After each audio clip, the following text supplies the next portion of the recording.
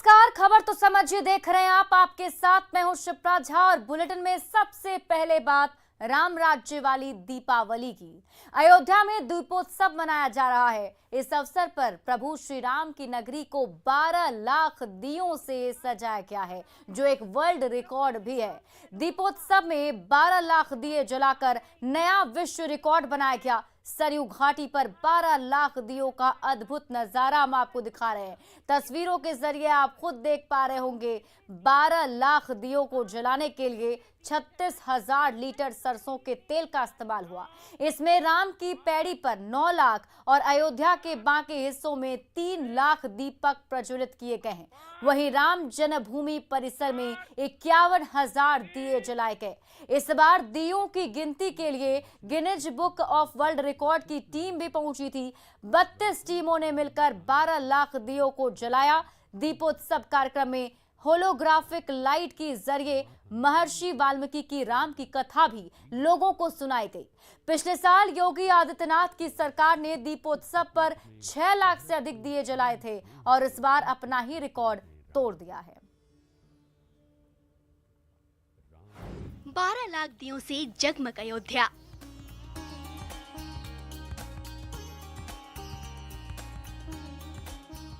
फिर Guinness book of world record.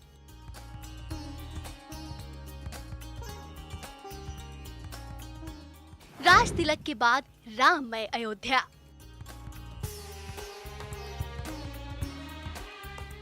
Ayodhya की दिवाली श्री राम वाली। दूर दूर तक जगमग जगमग दिए, लाखों दियों से रोशन हुई अयोध्या नगरी। मानो धरती पर आसमान उतर आया है। भगवान श्री राम की अगवानी में अयोध्या में स्वर्ग सी छटा छाई है। दीपोत्सव का आयोजन आनंददायक है, उत्साहदायक है और एक नए कीर्तिमान के साथ आगे बढ़ता हुआ दिखाई दे रहा है।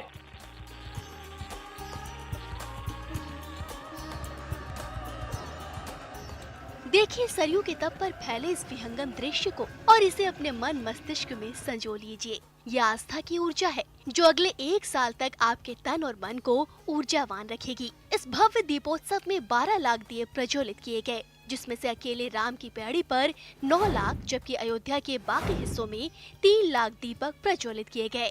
दियों की गिनती के लिए Guinness book of world record की टीम इस बार अयोध्या पहुंची। अयोध्या को दुनिया की सबसे अच्छी आध्यात्मिक और धार्मिक नगरी के साथ साथ तकनीक और विकास की, भौतिक विकास की नई बुलंदियों तक पहुंचाने की दिशा से आज उत्तर प्रदेश सरकार आप सबके सामने आई है, आपके पास आई है। मैं इस अवसर पर पूरे प्रदेश वासियों का अभिनंदन करता हूं। बता दें कि 32 टीमों ने मिलकर अयोध्या में 12 लाख दियों को जलाया। दीपोत्सव से पहले कार्यक्रम की शुरुआत शोभा यात्रा और झांकियां निकालकर की गई। डिप्टी सीएम दिनेश शर्मा ने अयोध्या में भगवान श्री राम की शोभा यात्रा को रवाना किया। कार्यक्रम स्थल पर भगवान राम और माता जानकी हेलीकॉप्टर से पहुंचे। इस दौरान उत्तर प्रदेश के मुख्यमंत्री योगी आदित्यनाथ ने उनका स्वागत किया। साथ ही राम और सीता की आरती कर भगवान का राज तिलक किया। इस मौके पर सीएम योगी ने श्रद्धालुओं को उनका नारा भी याद दिलाया। एक ही नारा गूंज रहा था उस दिन, मुझे याद है 2017 में भी, 2018 में भी, 2019 में भी एक ही नारा गूंज रहा था कि योगी जी एक काम करो मंदिर का। मैं तब भी कहता था कि मंदिर निर्माण के लिए आधारशिला तैयार की जा रही है।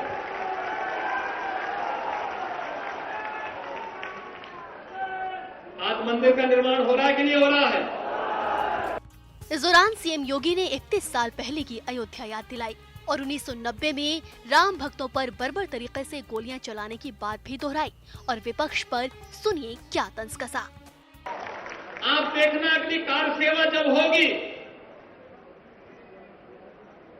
तब गोली नहीं चलेगी, तब राम भक्तों पर, कृष्ण भक्तों पर पुष्पों की वर्षा होगी। दीपोत्सव के इस कार्यक्रम में मुख्यमंत्री योगी आदित्यनाथ ने अपनी सरकार के विकास कार्यों को भी गिनाया। साथ ही पीएम मोदी की भी जमकर तारीफ की। समाज को बांटने वाले तत्वों के साथ नहीं, बल्कि राष्ट्रीय एकता और अखंडता की गारंटी वाली व्यवस्था के साथ जुड़ करके प्रधानमंत्री मोदी जी के यशस्वी नेतृत्व में भारत को दुनिया की सुपर पावर बनाने के लिए हम सबको प्राण प्रण से जुट करके अयोध्या धाम से संकल्प के साथ आगे बढ़ना होगा। इस बार की दिवाली बहुत ही महत्वपूर्ण है। वजह है योगी सरकार के इस कार्यकाल की आखिरी दिवाली होना। अगले साल चुनाव है, इसलिए मुख्यमंत्री योगी ने इस कार्यक्रम के दौरान कई जन लुभावन घोषणाएं भी की। साथ ही उत्तर प्रदेश में राम राज्य स्थापित करने का वादा भी दोहराया। Bureau report, news 18 network. अब आप इस खबर के मायने को समझिए। अयोध्या राम की नगरी है। अयोध्या की पहचान भारत की सांस्कृतिक नगरी के रूप में भी की जाती है। इस तरह के आयोजन से दुनिया में अयोध्या की छटा बिखरेगी। दुनिया अयोध्या के बारे में जानेगी। दुनिया भारतीय संस्कृति को और बेहतर तरीके से जान पाएगी। वियतनाम, केन्या, त्रिनिदाद और टोबैगो के राजदूतों ने भगवान राम, लक्ष्मण और सीता के किरदार निभाने वाले कलाकारों का राज्य तिलक किया। योगी सरकार ने अयोध्या में दीपोत्सव कार्यक्रम 5 साल पहले शुरू किया था। यानी कि 5 सालों से ये परंपरा जो है इसी तरीके से चली आ रही है और इस बार भी इसे आगे ले जाने की कोशिश की जा रही है। और तब से लगातार ये आयोजन अपनी नई ऊंचाइयों को छूता रहा है। अयोध्या में भव्य राम मंदिर का निर्माण भी हो रहा है। 2023 तक राम के भव्य मंदिर के निर्माण की उम्मीद भी जताई जा रही है। ऐसे में इस बार अयोध्या की दिवाली सबसे खास देखने को मिली। बढ़ते आगे और अब बात सरहद वाली दिवाली की। प्रधानमंत्री नरेंद्र मोदी जम्मू कश्मीर में सैनिकों संग दिवाली मनाएंगे। इस बार राजौरी जिले के नौशेरा में सैनिकों के साथ पीएम मोदी दीपावली की खुशियां मना सकते हैं। हालांकि अंतिम समय में प्रधानमंत्री के सैनिकों के साथ दीपावली मनाने के स्थान जो हैं वो बदले जा सकते हैं। पहले आप ये रिपोर्ट देखिए, फिर खबर तो समझिए। फिर सैनिकों के साथ सीमा पर पीएम।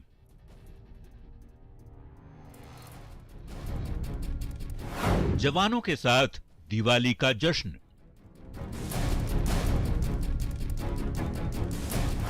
नौशेरा में मनेगी पीएम की दिवाली। पीएम की दिवाली सीमा वाली। तारीख बदली है लेकिन त्योहार वही है, दिवाली।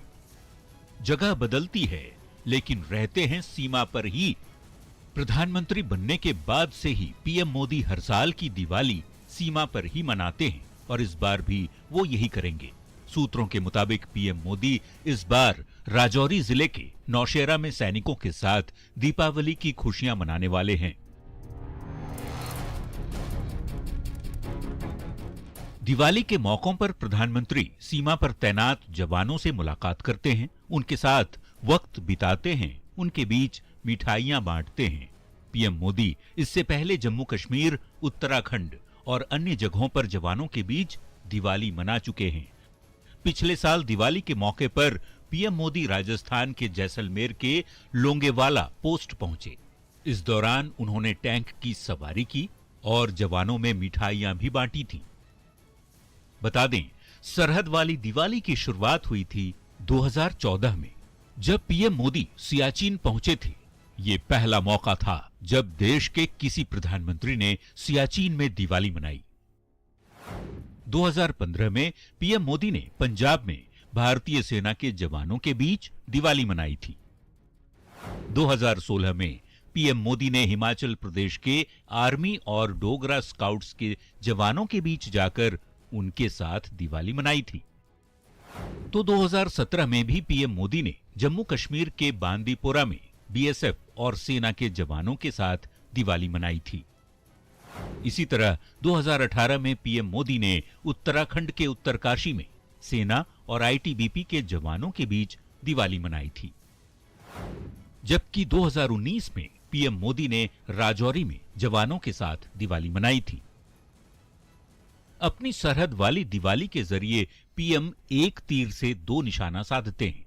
पहला तो सीमा पर तैनात जवानों को अपने दिल के करीब होने का एहसास दिलाते हैं, तो वहीं दूसरा ये कि सीमा पार वालों को सीधा संदेश देते हैं कि भारत छेड़ने वाले किसी भी दुश्मन को छोड़ेगा नहीं। Bureau report, news 18 network.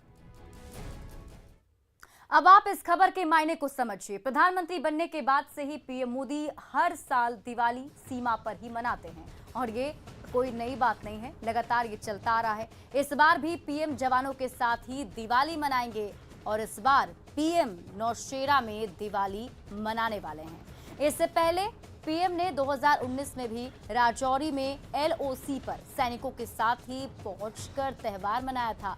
PM Modi की इस यात्रा से जवानों का मनोबल बढ़ेगा।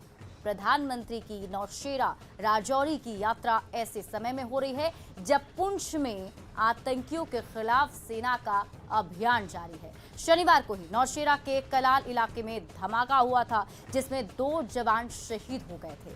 2 शहीद जवानों में बेगूसराय के रहने वाले लेफ्टिनेंट ऋषि रंजन भी थे, जिनकी शहादत को देश हमेशा याद रखेगा। तो इस बार भी पीएम मोदी की दिवाली होने वाली है खास और पीएम मोदी अब सीमा पर, सरहद पर दिवाली मनाने वाले हैं। बढ़ते आगे, महापर्व छठ को देखते हुए मुख्यमंत्री नीतीश कुमार ने आज फिर पटना के गंगा घाटों का जायजा लिया और 6 नवंबर तक हर हाल में तैयारी पूरी करने के निर्देश दिए।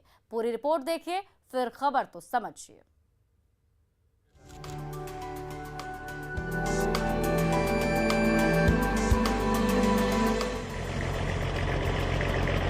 हफ्ते भर में ये दूसरा मौका है जब मुख्यमंत्री नीतीश कुमार ने छठ घाटों का बारीकी से जायजा लिया। गंगा की धार के बीच स्टीमर पर सवार होकर सीएम ने छठ घाटों का निरीक्षण किया।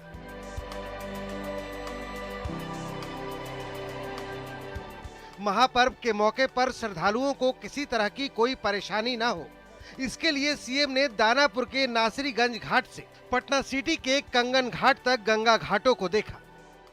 तो छठ घाट का निरीक्षण करने के लिए बिहार के मुख्यमंत्री नीतीश कुमार निकल चुके हैं स्टीमर से और उनके साथ बिहार के डिप्टी सीएम तारकिशोर प्रसाद, नितिन नवीन, विजय चौधरी, संजय झा जैसे मंत्री भी मौजूद हैं और तमाम अधिकारियों का दल भी मौजूद है। और नीतीश कुमार छठ घाट का खुद निरीक्षण करना चाहते हैं और ये देखना चाहते हैं कि इस बार छठ को लेकर क्या प्रशासनिक तैयारियां हैं और खासकर छठ में गंगा किनारे बड़ी संख्या में लोग पहुंचते हैं छठ करने, छठ व्रती, तो कोई तरह की समस्या न हो इसका खास ख्याल रखा जा रहा प्रशासन की तरफ से। और मुख्यमंत्री नीतीश कुमार खुद वस्तुस्थिति की जानकारी लेना चाहते हैं। 4 दिनों के भीतर सीएम ने तमाम इंतजाम करने का अधिकारियों को निर्देश दिया है। सीएम ने सभी छठ घाटों पर 6 नवंबर तक हर हाल में घाटों की बैरिकेडिंग, चेंजिंग रूम, शौचालय का निर्माण पूरा कर लेने का निर्देश दिया है। इतना पानी का फ्लो ज्यादा था, अभी तो पानी का फ्लो घटा है। अरे भाई देखने दीजिए, लेकिन फिर भी सब जगह इन लोगों ने उसके लिए तैयारी कर ली है। जो पिछली बार हम लोगों ने कहा था मोटे तौर पर देख करके कि इन जगहों पर जब सब दिन से होता है इसको देख लीजिए। उसका सारे अधिकारी भी गए और वहाँ जाकर के साइट पर देख लिया और अंत में इन लोगों ने तय किया तो वहाँ पर लोगों के आने का ये सारा काम तो तेजी से कर रहे हैं। दरअसल नवंबर महीने में गंगा का जलस्तर बढ़ा हुआ है। पहले के मुकाबले जलस्तर घटा जरूर है, लेकिन अभी भी छठ को देखते हुए गंगा की धार ज्यादा है। लिहाजा नीतीश कुमार पूरी तैयारी चाहते हैं। 7 दिन पहले यानी 27 अक्टूबर को भी नीतीश कुमार ने घाटों का जायजा लिया था। पटना से न्यूज़ 18 के लिए आनंद अमृतराज के साथ पटना से मनोज सिन्हा की रिपोर्ट। अब आप इस खबर के मायने को समझिए। 5 दिनों बाद छठ महापर्व जो है वो शुरू हो जाएगा। छठ घाटों पर लाखों की भीड़ उमड़ती है और इस बार और भी ज्यादा भीड़ की संभावना जताई जा रही है। ऐसा माना जा रहा है कि इस बार भीड़ अधिक हो सकती है क्योंकि पिछली बार कोरोना के चलते घाटों पर छठ कम लोग आकर मना पाए थे। गंगा का जलस्तर भी इस बार बढ़ा हुआ है। ध्यान देने वाली बात यह भी है, कई बार भीड़ की वजह से हादसे भी हुए हैं। याद कीजिए 2012 जब पहले अर्घ के बाद ही पटना में भगदड़ मच गई थी, 15 से ज्यादा लोगों की उसमें मौत हो गई थी। अब इस लिहाज से इंतजामों का पुख्ता होना जरूरी है। सीएम हर घाट का बारीकी से जायजा ले रहे हैं। 27 नवंबर को भी सीएम ने इसका जायजा लिया था।